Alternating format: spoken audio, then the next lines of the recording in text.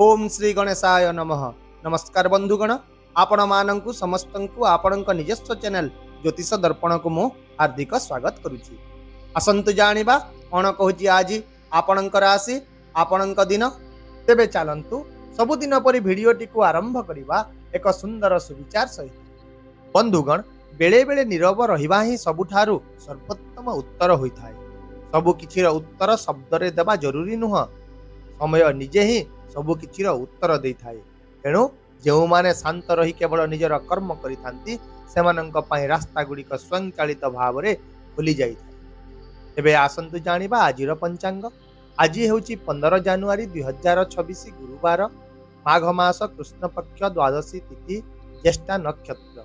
आजिर राहु काल अपराह्न 1:35 रु 2:50 पर्यंत रहिबो। तेणु यही समय मध्य आपण कौन शुभ बा नूतन काम आरंभ करंतु नाही। सेहीपरि आज अमृत मुहूर्त अर्थात दिन सबुठारु शुभ समय दिबा 11:27 रु अपराह्न 1:34 पर्यंत रहिबो, जहाँकि समस्त काम पई एक भल एवं शुभ समय हेबो।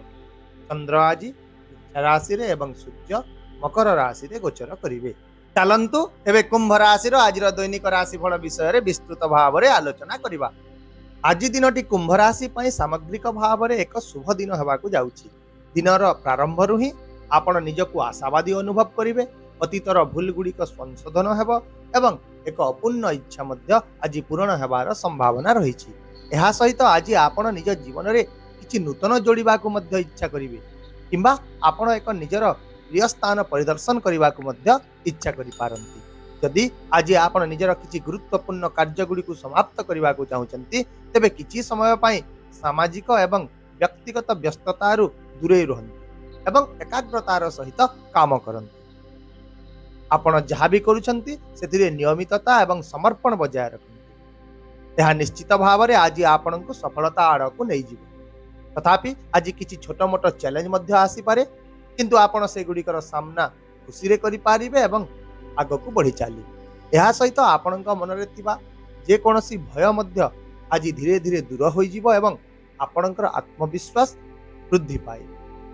किंतु आज भाई भौणी किंबा पड़ोसी किसी असुविधार सम्मुखीन हो पारंती एवं विशेष भाव रे आज आपण काहाकु अवांछित परामर्श देबा ठारू दूरे रहंतु। ता सहित निजर क्रोध को मध्य नियंत्रण रे रखंतु। तेबे बंधुगण, एबे आसंतु जानिबा चाकरी, क्यारियर, व्यवसाय एवं शिक्षा दृष्टि दिनटी किपरि रहिबो।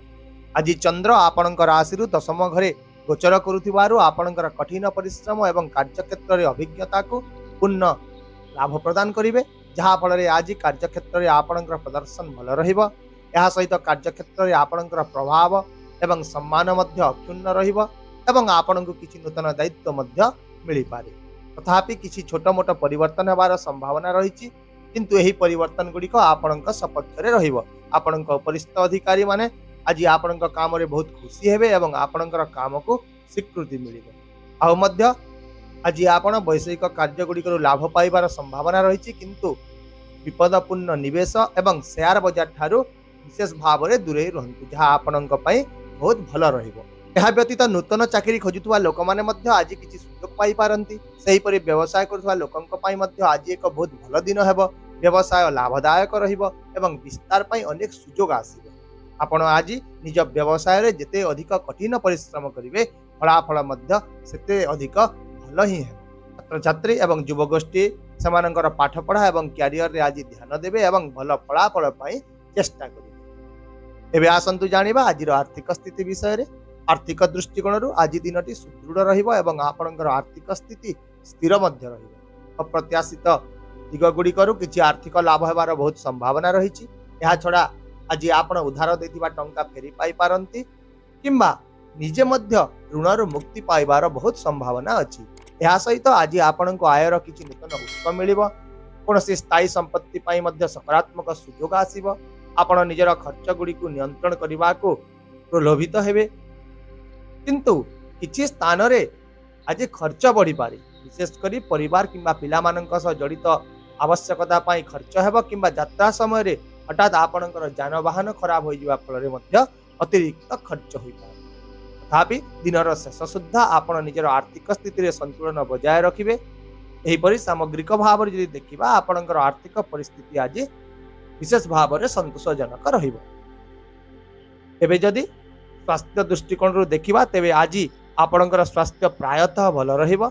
आपण निजको सुस्थ अनुभव करेंगे और कौन एक पुराना स्वास्थ्य समस्या आपण मुक्ति पाइबे। यह सहित आज आपण मन एवं शरीर उभय निजको ऊर्जालु अनुभव करेंगे, किंतु आज आपण थकापण एवं मांसपेशी जंत्रणा किछि अनुभव करिपारे। सहित निद्रा सामान्य बाधा प्राप्त हो पारे, कम पानी पीवा द्वारा दुर्बल मध्य लागी पारे एवं आपण पेटरे सामान्य हालुका अस्वस्थि मध्य अनुभव करिवे। तेणु जदि आज आपण सामान्य थका अनुभव करुछन्ति तेबे किछि समय पई विश्राम नै जांतु, एक संतुलित दिनचर्या आज बजाय रखंतु एवं निजर स्वास्थ्य को केबे भी आज अवहेला करंतु। यह सहित विशेष भाव में आपण निज खाद्य दही भली हलुका एवं सहजरे पाचन योग्य खाद्य सामिल करंतु, किंतु डाक्तर बिना परामर्श रे आज औषध व्यवहार करंतु नहीं। सेहीपरि एबे आसंतु जानिबा पारिवारिक सामाजिक प्रेम एवं वैवाहिक जीवन विषय। एबे आज आपणकर पारिवारिक परिवेश शांत एवं सुसंगत रहिबो। एक पुराना पारिवारिक समस्या आज धीरे धीरे समाधान आड़ को गति करिबो। यह सहित आज परिवार मध्य आपणकर मान सम्मान वृद्धि पाइबो एवं आपण को निज ससुर घर लोकंक ठारू मध्य भल समर्थन सहित सम्मान मिले।